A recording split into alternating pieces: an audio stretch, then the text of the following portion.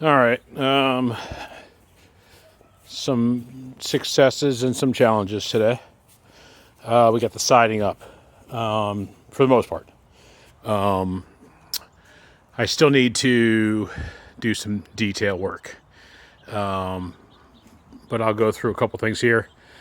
This I think it's T111 or T11 stuff, overlaps like almost tongue and groove style. Our shed's pretty square, but that old shed is leaning up against wasn't, so he had some challenges, but we got things up because of the slanted roof. Tomorrow I need to get up there and just, chalk a line and cut that right there on both sides. I didn't want to do it right now because I'm tired and I don't want to screw it up.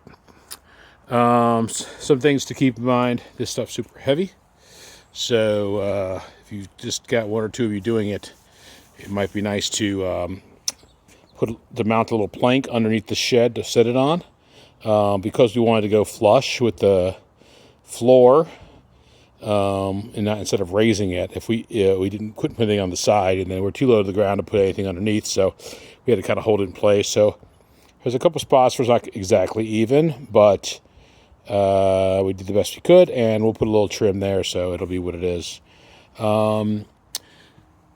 With this door, we have left exposed the jack studs. We built a 2x4 header. We did a 2x4 header because it's not really holding a lot of weight. But we left the jack studs exposed, and then an equal distance, inch and a half of the header exposed, so that we could build a door that will sit into this space, and we'll use a piece of the siding to cover the door, so it'll kind of all blend. We did have some challenges here. We had to do some notching here, so we'll be needing to do a little trim work and filling in.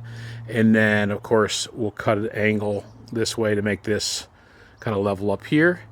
And then eventually I'll put a little siding trim piece down here, but we're going to talk about a ramp or something first.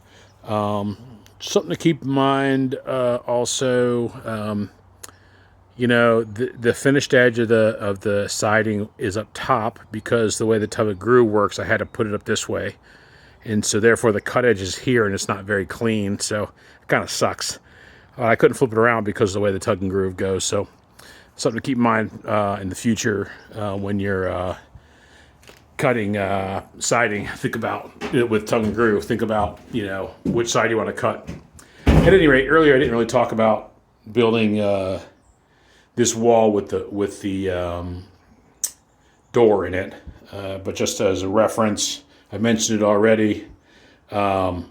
We determined the width of the door based on what we wanted, and we did the 2x4 header, so you can see just typical header fashion, two 2x4s, 3/4 plywood in between, so it matches the width here.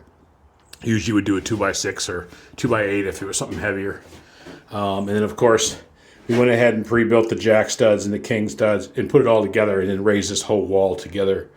And there's such little space on either side of the door that, we just centered one 2x4. It wasn't like we worried about it any particular distance. And then, since we're not rocking the inside of this, we didn't do double studding in the corner. But if you were going to put sheetrock, we'd definitely put another 2x4 in here. And then, of course, we're still going to put some cripple studs up top here, at least one. We've got a kind of this bar going across, acting like a cripple stud for each side. But I think I want to put another one right there, just to add extra support for the ceiling.